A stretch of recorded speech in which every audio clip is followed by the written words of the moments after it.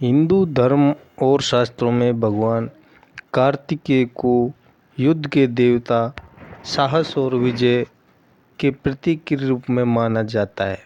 उन्हें भगवान शिव और माता पार्वती के पुत्र के रूप में जाना जाता है। दक्षिण भारत में कार्तिक को मुरुगन, सुब्रह्मण्य और स्कंद नाम से भी प्रसिद्ध है। उनके जन्म की कथा अत्यंत रोचक और अद्भुत है, जो देवताओं और असुरों के बीच हुए संघर्ष से जुड़ी हुई है। कार्तिकेय का जन्म कैसे हुआ?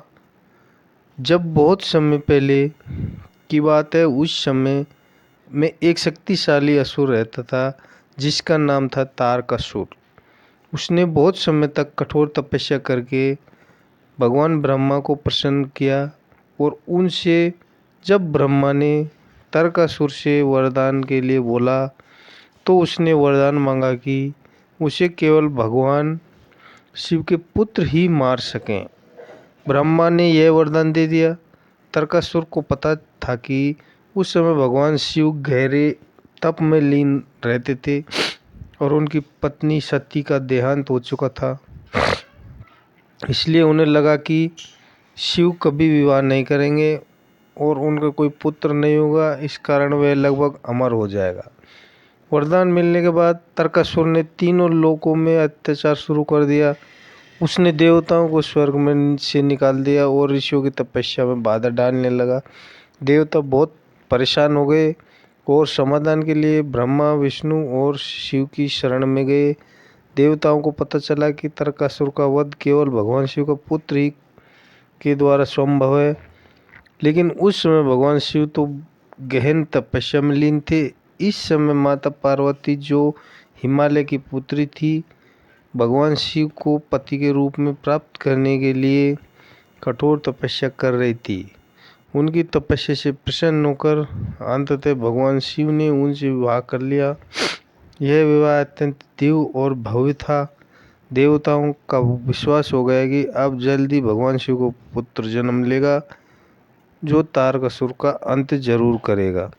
पौराणिक कथा के अनुसार भगवान शिव की दिव्य शक्ति इतनी प्रबल थी कि उसे सीधे घर में धारण करना संभव नहीं था। इसलिए इस ऊर्जा को पहले अग्निदेव ने संभाला, लेकिन वह ऊर्जा इतनी शक्तिशाली थी कि अग्निदेव भी उसे अधिक समय तक धारण नहीं कर सके। तब उन्होंने उसे पवित्र नदी गंगा नदी को सौंप दिया। गंगा ने उस दिव्य ऊर्जा को अपने जल में प्रवाहित किया।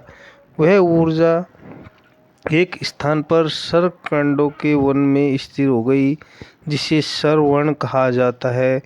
वहीं से एक दिव्य बालक का जन्म हुआ। जब यह बालक प्रकट हुआ, तब 6 अप्सराओं ने उसे देखा।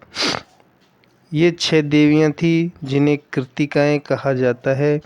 उन्होंने बालक को प्रेम से पाला। क्योंकि 6 माताओं ने उनका पालन किया था, इसलिए इस बालक के 6 मुख हो गए, ताकि वह सभी माताओं का दूध पी सके। इसी कारण उन्हें षणमुख, 6 मुख वाला भी कहा जाता है। इन कृतिकाओं के कारण ही उनका नाम कार्तिकेय पड़ा। बालक कार्तिकेय बहुत तेजस्वी और शक्तिशाली थे। थोड़े ही समय में उन्होंने युद्ध कला और शस्त्र में महारत हासिल कर ली। देवताओं ने उन्हें अपनी सेना का सेनापति बनाया और उन्हें दिव्य भाला प्रदान किया। तब कार्तिकेय युवा हुए। तब उन्होंने देवताओं की सेना का नेतृत्व किया और तारकासुर के विरुद्ध युद्ध छेड़ दिया। बहुत भयंकर युद्ध हुआ। अंत में कार्तिकेय ने अपने दिव्य भाले से तारकासुर का वध कर दिया। इस प्रकार देवताओं को अत्याचार से मुक्ति मिली।